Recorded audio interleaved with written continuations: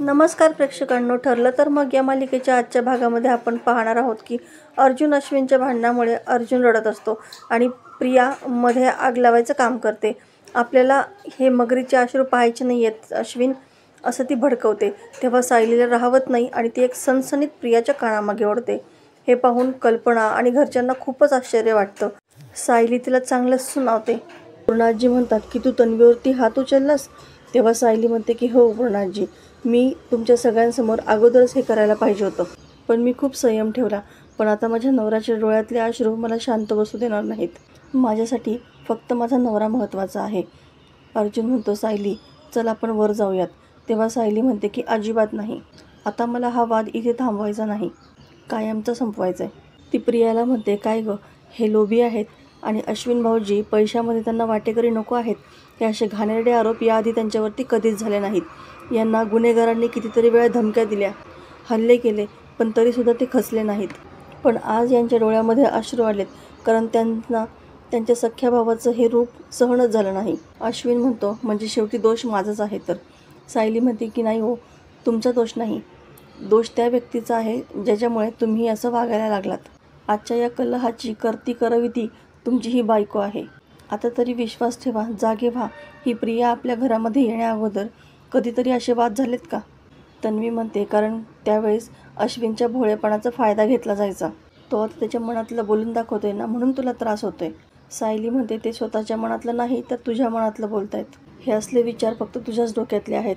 आणि काय हो पूर्ण आजी, आई, बाबा, ही तुमची लाडकी तन्वी प्रतिमा आत्याची मुलगी आहे म्हणून ती कधी चुकूच शकत नाही, असंच वाटतं ना तुम्हाला? पण आज जे काही घडलं ना, त्याला जबाबदार ही फक्त प्रिया आहे. सायली आता सर्वांना जाणीव करून देते की अर्जुन त्यांच्यासाठी किती आणि काय काय करतो.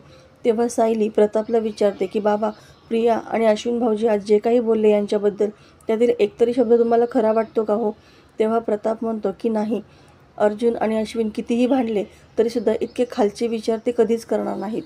सायली म्हणते की ऐकलं ना अश्विन भाऊजी, माझ्यावर नाही निदान तुमच्या बाबांवरती तरी विश्वास ठेवा. परवा तुमच्या वाढदिवसाला सगळ्यात जास्त उत्साह यांचा होता, तेव्हा अश्विनला सुद्धा तो बड्डेचा क्षण आठवू लागतो. तुमच्या स्वच्छ मनाचं कौतुक करताना हे कधीच थकत नाहीत. तुमच्या काळजीने कासावीस होतात हे. तुमच्या भोळ्या मनाचं कौतुक करत असतात हे नेहमी. आणि अख्खं जग जरी तुमच्या विरोधामध्ये गेलं ना, तरीसुद्धा तुमचा हा मोठा भाऊ तुमच्या पाठीशी ठामपणे उभं राहील याची खात्री आहे मला. आणि आहात तुम्ही धाकटे, कारण यांनी तुमच्यावरती तेवढंच प्रेम केलं आहे जेवढं एका धाकट्यावरती केलं जातं, म्हणून तुम्ही धाकटेच आहात. तेव्हा अश्विनला सायलीचं म्हणणं सगळं पटत असतं. सायली सर्वांना सांगते की मी रक्ताच्या नात्यांमध्ये वाढले नाही, त्यामुळे कदाचित मला रक्ताच्या नात्यांची सगळ्यात जास्त किंमत आहे. कोणीही कान भरावेत आणि एखादं नातं तुटावं, इतकं सख्ख्या भावांचं नातं तकलादून असतं याची खात्री आहे मला. आणि तरीही असं कुणाला वाटत असेल की आम्हाला सुभेदारांच्या प्रॉपर्टीचा मोह आहे, तर आम्ही आत्ता या क्षणी सगळे हक्क सोडायला तयार आहोत. तेव्हा प्रियाला तर मनातून खूप आनंद होतो, मात्र सगळ्यांना खूप आश्चर्याचा धक्का बसलेला असतो. सायली अर्जुनचा हात हातामध्ये घेते आणि म्हणते की सांगा कुठल्या कागदांवरती सही करायची, आम्ही करू. तेव्हा प्रताप म्हणतो की नाही, याची काहीच गरज नाही. हे घर आणि या घरामध्ये जे काही आहे ते आपल्या सगळ्यांचं आहे आणि सगळ्यांचंच राहणार. तेव्हा प्रियाला मात्र मनातून खूप राग येत असतो प्रतापचा. प्रताप रागातच तन्वीला विचारतो की तन्वी, मुळात हा प्रॉपर्टीचा विषय आज निघालाच कसा? जो विषय कधी या दोघांच्या मनातही नव्हता, तो अचानक आला कसा? आता प्रिया मात्र चांगलीच घाबरते आणि पुन्हा खोटं सांगते की बाबा, तो विषय मी नाही काढला, सायलीने काढला. प्रताप तिच्यावरती ओरडूनच बोलतो की तन्वी, माझे केस पिकलेत ना, ते माणसाची पारख कशी करायची हेही शिकवलंय तसं मला. या घरामध्ये निगेटिव्हिटी कधीच नव्हती. आणि नेमकं सांगायचं तर तुझं आणि अश्विनचं लग्न झालं ना, तेव्हापासून जास्त वाढली आहे. अगं परवा आम्ही आईस्क्रीम खात बसलो होतो, तेव्हा तू तिथे नव्हतीस. तेव्हा किती सगळे आम्ही आनंदामध्ये होतो. आणि मला खात्री आहे हे धाकटं मोठं प्रॉपर्टी हा विषय सायलीच्या अगोदर तुझ्या तोंडातून आला असेल. प्रताप कल्पना आणि पूर्णाईला म्हणतो की तुम्हालाही मनातून कुठेतरी हे पटत असणार, कारण तुम्हालाही माणसं ओळखता येतात. तेव्हा दोघीही मानाखाली घालतात. प्रताप म्हणतो पण प्रतिमाची मुलगी, आपली धाकटी सून स्वच्छ मनाची नाही, हे स्वीकारणं तुम्हाला कठीण जात आहे, बरोबर आहे ना? तेव्हा त्या दोघीही काहीच बोलत नाही, कारण त्यांना सगळं बोलणं पटलेलं असतं. अर्जुन म्हणतो इट्स ओके डॅड, पण प्लीज तुम्ही माझ्यामुळे कुणालाही काहीही बोलू नका. प्रताप अर्जुनला म्हणतो की हा प्रश्न फक्त तुझा नाही आहे, हा प्रश्न या घरामध्ये न्याय होण्याचा आहे. तो कल्पना आणि पूर्णाईला सांगतो की तन्वी चुकली आहे. हे तुम्हाला कळतंय, पण ते तुम्हाला मान्य करायचं नाही आहे. आणि सायली, तिने तुम्हाला कितीही आदर दिला, कितीही पुढे पुढे केलं, तरीही ती तुमच्या नावडती म्हणून ती फक्त पुढे पुढे करते असंच तुम्हाला वाटणार. हा कुठला न्याय? पण आता बस झालं.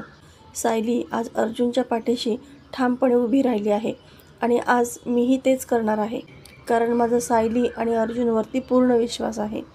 हे ऐकल्यानंतर अर्जुन आणि सायलीला तर प्रचंड आनंद झालेला असतो.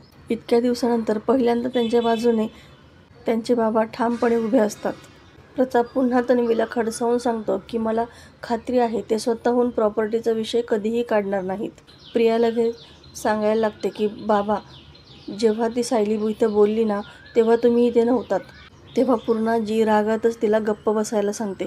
तुझ्यात आणि तिच्यामध्ये नक्कीच वाद झाले असतील, पण ती आत्ता जे काही बोलली त्याच्याबद्दल तू नक्कीच गैरसमज करून घेतला असशील. प्रियाला धक्का बसलेला असतो की पूर्णाजी तिच्या बाजूने न बोलता सायलीच्या बाजूने बोलते. तितक्यात विमल देखील म्हणते की हो पूर्णाजी, मी होते तिथे. सायलीताई तन्वीताईंना असं काहीच बोलल्या नाहीत.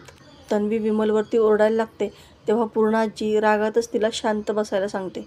फक्त स्वतःला काय वाटतं ना ते बघू नकोस, इतरांना काय वाटतं ना तेही बघायला शिक. विनाकारण हे असे वाद उकरून काढायचं बंद कर आता. तन्वी लगेच इमोशनली ब्लॅकमेल करायला जाते. पूर्णाजी, मी वाद उकरून काढते का? मी तुझी तन्वी, मी वाद करते का? पूर्णाजी म्हणते की हो, कारण तू जेव्हा इथं बोलतेस ना तेव्हा तुझा आवाज माझ्या खोलीपर्यंत ऐकू येतो. हे बघ, तू माझी तन्वी आहेस म्हणून मला असं वाटतं तू तुझ्या स्वभावामध्ये बदल करायला हवास.